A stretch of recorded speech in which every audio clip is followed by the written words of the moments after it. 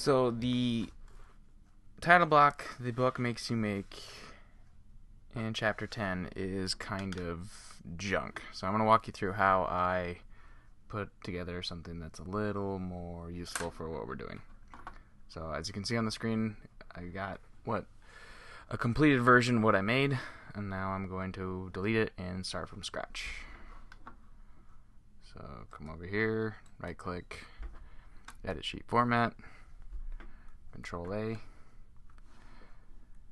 delete. If that deletes the border here, you can go to sheet format, automatic border, click on this arrow, and it gives all these options here. I have zone dividers unchecked, columns and rows also unchecked because we don't really use them at the moment. So I'm going to leave those unchecked and check mark. Alright, to start out with, I'm going to use the rectangle tool to create rectangle tool and pattern to create a grid. So I'm going to click rectangle, there, go up to dimension, make it 1 inch wide and 1/4 inch tall. So we have that. Now we're gonna attach the lines of the title block to that outer portion of the rectangle, and we're gonna do an offset to have an inner rectangle to attach our text to. So click on offset, select that, set it to reverse, and let's go 0.0625 for an offset. So that looks good. We'll select both of those, click on linear sketch pattern, set the distance to 1, the count to 6, and then on the y-axis we're going to have 4 rows at a distance of 1/4, and we can reverse the direction on that.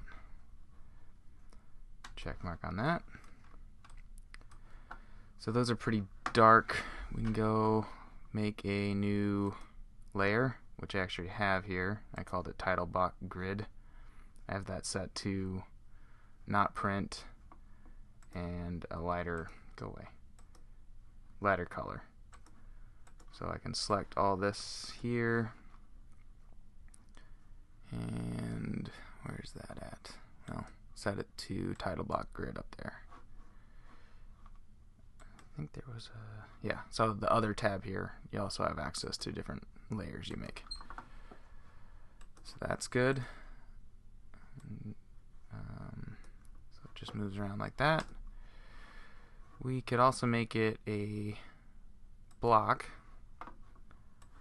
Select all those entities, and okay. Now if you ever want to make more than one grid in your title block, you could do that. So I'm going to snap that into the corner, go up to, let's make sure I have another layer here called title block with a different line thickness that will match the border. That's 0.0197. So go line, top edge here, there.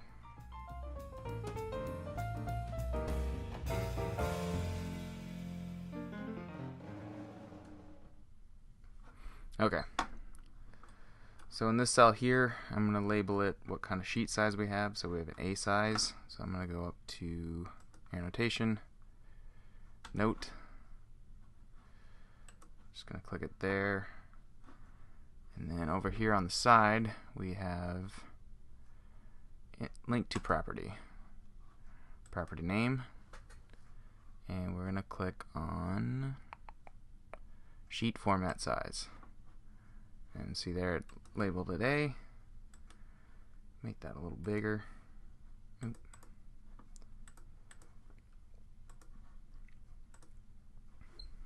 hit escape, select the center of it there, and snap it to the center line right there.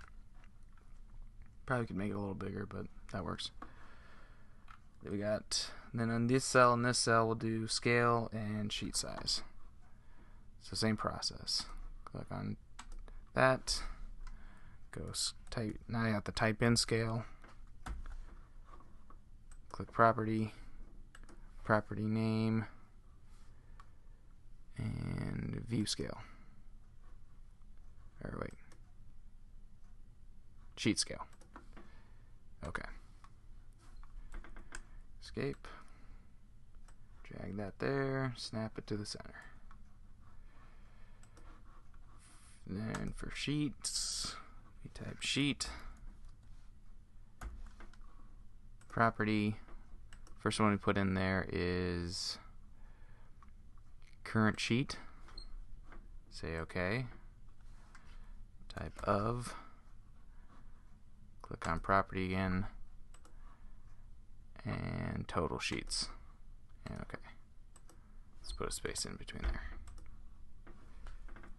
Escape and drag into place. Okay, for the rest of these, it's going to be description, company name, description, drawn by, checked by, date, weight, part number, and material. So I'll just walk through how to do company name, and then it's basically the same process for the rest. So click here, then it's $ PRP sheet colon quotation mark company name end quote. And then we can drag that. That's why I did that. Well, and drag that right here. So for each of these, the rest of these, it's just going to be PRP sheet and then the name of the property you want it to be assigned to. And that's basically it to make your own title block that's a little more useful than the one they made in the book.